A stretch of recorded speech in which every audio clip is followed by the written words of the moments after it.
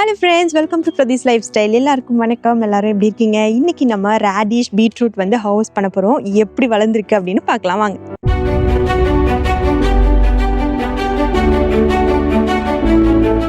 இன்றைக்கி நம்ம தோட்டத்தில் இன்னொரு சூப்பரான அறுவடை தாங்க பண்ண போகிறோம். இந்த வீடியோவில் நம்ம மார்ச் மந்த் விதை போட்ட ரேடிஷ் அண்ட் பீட்ரூட் எப்படி வளர்ந்துருக்கு, சீட் டு ஹார்வெஸ்ட் ஃபுல் ஜேர்னியை பார்க்க போகிறோம். இந்த ரெண்டு காய்கறியுமே ஃப்ராஸ்ட்டையும் தாண்டி எப்படி வளர்ந்துச்சு அண்ட் என்ன சீட் நம்ம யூஸ் பண்ணோம், எவ்வளோ நாள் எடுத்தது, ஹார்வெஸ்ட் ரிசல்ட் எப்படி இருந்துச்சு, க்ரோயிங் டிப்ஸ், காமனாக வந்து என்னென்ன மிஸ்டேக்ஸ்லாம் நம்ம பண்ணுவோம், அதை பற்றி டீட்டெயிலாக இந்த வீடியோவில் பேச போகிறோம்.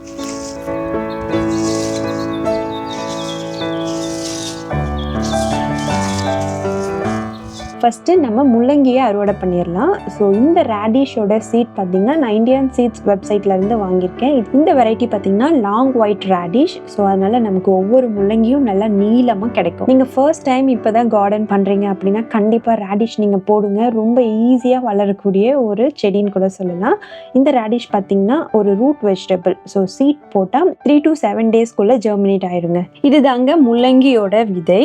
பார்க்கறதுக்கு நல்லா குட்டியாக உருண்டையாக பழுப்பு நிற கலரில் இருக்கும். கடுகு மாதிரி இருந்தாலும் ஆனால் கடுகை விட கொஞ்சம் பெருசாக இருக்கும். இந்த சின்ன விதையிலேருந்து தான் நமக்கு இவ்வளோ பெரிய நீளமான முள்ளங்கி கிடைக்குது. டிரான்ஸ்பிளான்ட் பண்ணாமல் டைரெக்டாக நம்ம சாயிலில் சீட் போடுறது தான் பெஸ்ட். டிரான்ஸ்பிளான்ட் பண்ணால் எனக்கு ரிசல்ட் எப்படி இருக்குன்னு தெரியல, நான் இது வரைக்கும் பண்ணது கிடையாது. பொதுவாக ரூட் வெஜிடபிள்ஸ்க்கு நம்ம டைரெக்டாக சோ பண்ணோம்னா ரிசல்ட் நல்லாவே கிடைக்கும். ரேடிஷை பொறுத்த வரைக்கும் ஒரு நாளைக்கு 6 to 8 hours வந்து ஃபுல் சன்லைட் கிடைச்சாலே போதும், அது சூப்பராக க்ரோ ஆயிரும். ரொம்பலாம் வந்து நம்ம ஃபர்டிலைசர் கொடுக்கணும், காம்போஸ்ட் கொடுக்கணும் அப்படின்லாம் இல்லை.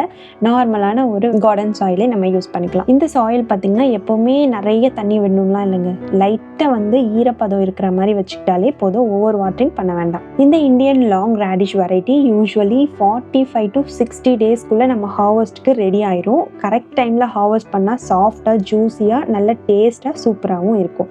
லேட்டாக ஹார்வெஸ்ட் பண்ணால் கொஞ்சம் வந்து ஸ்பைசி லெவல், அதில் வந்து கொஞ்சம் காரமாக இருக்கும்ல, அதோட லெவல் வந்து அதிகமாயிரும். நம்ம முள்ளங்கியை மட்டும் சாப்பிடாம அதோட லீவ்ஸையும் கூட நம்ம சாப்பிடலாம். ரொம்ப ஹெல்தி. கீரை மாதிரி பொரியல் பண்ணலாம், இல்லை கூட்டு பண்ணலாம். இந்த மாதிரி நம்ம சமைச்சு சாப்பிடலாம். இதில் பார்த்தீங்கன்னா vitamin C, fibre, antioxidant and டைஜஷனுக்கு ரொம்பவே நல்லது. இம்யூனிட்டி சப்போர்ட் பண்ணும். அதனால ஹோம் கார்டனில் கண்டிப்பாக வளர்க்க வேண்டிய ஒரு சூப்பரான வெஜிடபிள்னு சொல்லலாம். இந்த ரைஸ்ட் பெட்டோட ஹைட் பார்த்தீங்கன்னா 18 inches. அதனால தான் நமக்கு இவ்வளோ நல்லா நீளமான ரேடிஷ் வந்து கிடைச்சிருக்கு. இதுவே ஹைட் குறைவாக இருக்கிற ரைஸ்ட் பெட்டில் போட்டிருந்தோம்னா ரூட்ஸ் நல்லா வந்து கீழே வளர இடமே இருந்திருக்காது. அதனால ரேடிஷ் வந்து இவ்வளோ நீளமாக வளராம கொஞ்சம் குட்டியான சைஸில் தாங்க வளர்ந்துருக்கும்.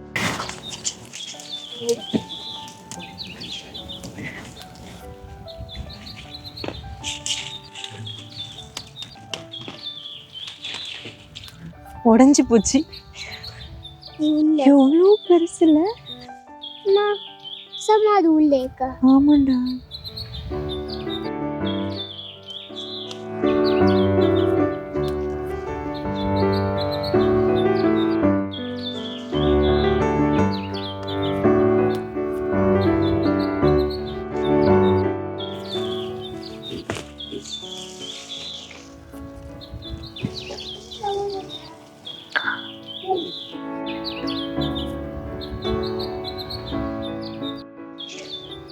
இங்கே ஒன்று சந்துக்குள்ளே ஒளிஞ்சிட்டு இருக்கு, நல்லா பெருசாக இருக்கு, எடுக்கலாம். நம்ம ரேடிஷ் எல்லாமே பார்த்தீங்கன்னா நல்லா லாங்காக வளர்ந்துருக்கு. அதனால ஜஸ்ட் மேலே மட்டும் பிடிச்சி இழுத்து புல் பண்ணோன்னா வெளியில் வர மாட்டேங்குது. ஃபர்ஸ்ட் மண்ணை நல்லா கொஞ்சம் லூசன் பண்ணிவிட்டு அதுக்கப்புறமா கேர்ஃபுல்லாக எடுத்தாதாங்க ஃபுல் லென்த்தையுமே நம்மளால் பார்க்கவே முடியுது. இல்லைன்னா பார்த்தீங்கன்னா ரேடிஷ் பாதி மண்ணுக்குள்ளே இருக்குது, மேலே இருக்கிற பார்ட் மட்டும்தான் வந்து கையில் வருது. நான் நிறைய ரேடிஷ் அந்த மாதிரி பாதியாக வந்து ஹவுஸ் பண்ணி வச்சுருக்கேன். ஸோ நீங்கள் லாங் ரேடிஷ் வந்து க்ரோ பண்ணுறீங்கன்னா ஹவுஸ் பண்ணும்போது ஃபோர்ஸ் எல்லாம் கொடுக்காம மண்ணை நல்லா லூசன் பண்ணிட்டு எடுத்தாதான் நம்மளால ஃபுல் ரேடிஷ் டேமேஜ் ஆகாம நம்மளால ஹார்வெஸ்ட் பண்ண முடியும். நம்ம தோட்டத்துல இருந்த முள்ளங்கி எல்லாம் பறிச்சாச்சு. பட் குட்டி குட்டி முள்ளங்கி எல்லாம் நான் அப்படியே விட்டுட்டேன். பெருசா இருக்கிறத மட்டும்தான் வந்து எடுத்திருக்கேன். ஸோ பார்த்தீங்கன்னா எவ்வளோ லாங்காக இருக்குது ஒவ்வொரு முள்ளங்கியும். ஸோ இதெல்லாம் வந்து எடுக்கும்போது பாதி தான் வந்துச்சு, பாதி வந்து மண்ணுக்குள்ளேயே போயிடுச்சு. ஸோ இதை பார்த்தீங்கன்னா அதை விட அல்டிமேட், நல்ல கட்டையாக ரொம்ப பெருசாக லாங்காக இருக்குது. ஸோ 2, 3, 4, 5, 6, 8 முள்ளங்கி தான் வந்து எடுத்திருப்போம். ஆனால் பார்த்தீங்கன்னா இதை வந்து 1 month கூட வச்சு வந்து சாப்பிடலாம் போல இருக்குது. அந்த அளவுக்கு நல்லா பெருசாக வந்திருக்கு. சரி, ஓகே. இப்போ நம்ம முள்ளங்கியை வந்து ஹார்வெஸ்ட் பண்ணியாச்சு. அடுத்தது பீட்ரூட் ஹார்வெஸ்ட் பண்ண போகிறோம். நம்மளோட சேனல் ரொம்ப குட்டி சேனல், இப்போ தான் வளர்ந்துட்டு இருக்க சேனல். ஸோ நீங்கள் கொடுக்குற ஒவ்வொரு சப்ஸ்கிரைப், கமெண்ட்ஸ், லைக் அது எல்லாமே எனக்கு ஒரு பெரிய மோட்டிவேஷனாக இருக்கும் நெக்ஸ்ட் வீடியோ பண்ணுறதுக்கு. ஸோ சப்ஸ்கிரைப் பண்ணிடுவீங்கல்ல? பீட்ரூட் பறிக்கிறதுக்கு முன்னாடி ஃபஸ்ட்டு இருக்கிற கீரை எல்லாமே எடுத்துருவோம். இதில் நான் சீட் போடவே இல்லை, அதுவாக தானாக வந்த கீரைங்க. ஸோ கீரையை ஃபஸ்ட்டு எடுத்துருவோம்.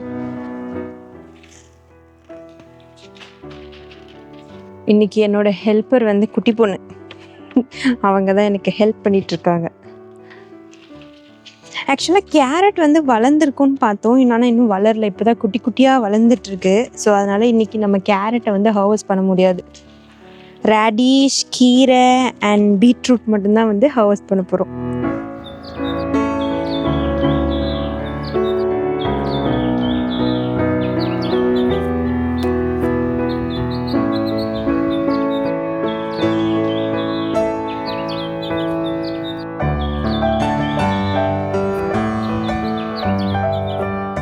இப்போ நம்ம பீட்ரூட்டை அறுவடை பண்ணிடலாம். நம்ம பீட்ரூட்டையும் ரேடிஷையும் ஒரே நேரத்தில் மார்ச் மாதத்தில் விதை போட்டோம். ஃப்ராஸ்டெல்லாம் வந்துச்சு, அதையும் தாண்டி நம்மளோட பீட்ரூட் நல்ல அழகாக ஹார்வெஸ்ட் கொடுத்துருக்கு. பீட்ரூட் சீடு பார்த்திங்கன்னா அது சாதாரண சீடு மாதிரி இருக்காது, சின்ன பாப்கார்ன் மாதிரி கொஞ்சம் வந்து ரவுண்டாக அண்ட் சுருக்கமாக இருக்குங்க. ஒரு சீட்லேருந்து 2-3 செடி கூட வரதுக்கு நிறைய சான்சஸ் இருக்குது. அதனால் பீட்ரூட் க்ரோ பண்ணும்போது ஒரு முக்கியமான விஷயம் தின்னிங். 2 செடி ஒரே சீட்லேருந்து வந்துச்சு அப்படின்னா அதில் இருக்கிற நியூட்ரியன்ஸ், வாட்டர், அங்கே இருக்கிற ஸ்பேஸிங் எல்லாத்துக்குமே வந்து போட்டி போடுவாங்க. அதனால் பெரிய பீட்ரூட் கிடைக்காது. சீட்லிங் கொஞ்சம் வளர்ந்ததுக்கப்புறமா ஆரோக்கியமாக இருக்கிற செடியை மட்டும் வச்சுக்கிட்டு மற்றதை ரிமூவ் பண்ணிட்டா அந்த ஒரு பீட்ரூட் நல்ல பெருசாக வளர்கிறதுக்கு நிறைய வாய்ப்பு இருக்குங்க.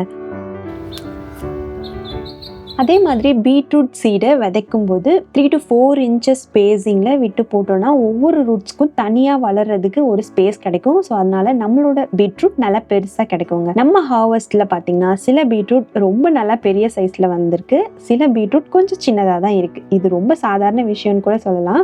சில பீட்ரூட்டோட சைஸ் வந்து குட்டியாகவே இருக்கும், சில பீட்ரூட்டோட சைஸ் பெருசாக இருக்கலாம். இல்லைனா இதுக்கு பல காரணம் கூட இருக்கலாங்க. கொஞ்சம் வந்து ரிசர்ச் பண்ண சாயில் காம்பாக்டாக இருந்திருக்கலாம், சில இடத்துல நியூட்ரியன்ஸ் கொஞ்சம் கம்மியாக இருந்திருக்கலாம், இல்லை வாட்டர் கன்சிஸ்டன்சி கூட மாறி இருந்தால் அந்த மாதிரி வருமா, இல்லைனா சீட்லிங் தின்னிங் செய்யாமல் நம்ம பார்க்காம விட்டுருக்கலாம். ஸோ சில டைம்ஸ் வந்து சீடோட வெரைட்டியே வந்து நேச்சுரல் க்ரோத்தே அப்படி தான் சைஸ் வந்து டிஃப்ரென்ஸாக இருக்கும் அப்படின்ட்டு சொல்கிறாங்க. பீட்ரூட்க்கு நல்ல லூஸாக அண்ட் வெல் ட்ரைனிங் சாயில் ரொம்பவே முக்கியம். அண்ட் சாயில் சாஃப்டாக இருந்தால் ரூட் நல்லா வந்து ரவுண்டாக அண்ட் ஸ்மூத்தாகவும் கிடைக்குங்க. ஹார்வெஸ்ட் பண்ணும்போது பீட்ரூட் மேலே அப்படியே பிடிச்சி இழுக்காமல் கொஞ்சம் வந்து வாட்டர் விட்டுட்டு மண்ணை வந்து கொஞ்சம் லூசன் பண்ணி அதுக்கப்புறமா எடுத்தோன்னா நம்மளோட பீட்ரூட் எந்த டேமேஜுமே ஆகாமல் செடியோடு நல்லாவே வரும்.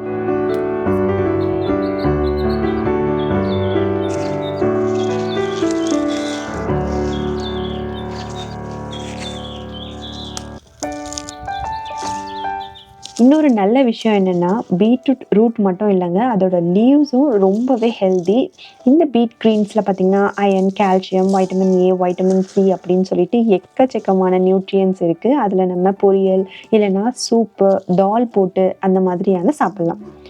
பீட்ரூட்டில் பார்த்திங்கன்னா ஃபைபர், பொட்டாசியம், ஆன்டி ஆக்சிடென்ட் அப்படின்னு சொல்லிட்டே போகலாம். இது எல்லாமே பிளட் சர்க்குலேஷனுக்கு அண்ட் நம்மளோட ஸ்டெமினாக்கும் ஓவரால் ஹெல்த்துக்கு ரொம்பவே நல்லது. இப்போ வாங்க நம்ம உழைப்புக்கு கிடைச்ச இந்த அழகான பீட்ரூட்டை ஹார்வெஸ்ட் பண்ணிடலாம். இதுலேயும் பார்த்திங்கன்னா சில பீட்ரூட்ஸ்லாம் ரொம்ப குட்டி குட்டியாக இருந்துச்சு, அதனால் அந்த பீட்ரூட்ஸ் எல்லாம் அப்படியே விட்டுட்டேன். நல்லா வந்து பெருசானதுக்கப்புறமா நம்ம எடுத்துக்கலாம்னு சொல்லிட்டு கொஞ்சம் பெருசாக இருந்த பீட்ரூட்ஸை மட்டும் இன்றைக்கி அறுவடை பண்ணியாச்சு. நம்ம பீட்ரூட் எல்லாத்தையுமே ஹார்வெஸ்ட் பண்ணியாச்சு. இப்போ ஹார்வெஸ்ட் பண்ணின பீட்ரூட்டையும் ரேடிஷையும் நல்லா க்ளீன் வாட்டரில் வந்து வாஷ் பண்ணிகிட்ருக்கேன். மேலே இருக்கிற மண் எல்லாத்தையுமே ரிமூவ் பண்ணி எடுத்துட்டோன்னா அப்படியே வந்து ஃப்ரெஷ்ஷாக இருக்கும், நம்ம குக் பண்ணுறதுக்கும் அண்ட் இல்லைனா ஃப்ரிட்ஜில் ஸ்டோர் பண்ணவும் ஈஸியாக இருக்கும்.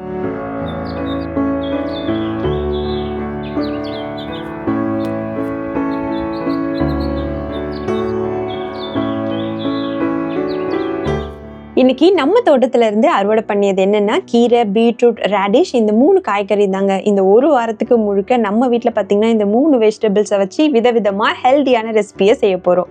இப்படி நம்ம வீட்டிலேயே வளர்த்த ஒரு ஃப்ரெஷ்ஷான வெஜிடபிள்ஸை வச்சு சமைச்சு சாப்பிட்றதுக்கு ஒரு தனி சந்தோஷமே வருங்க.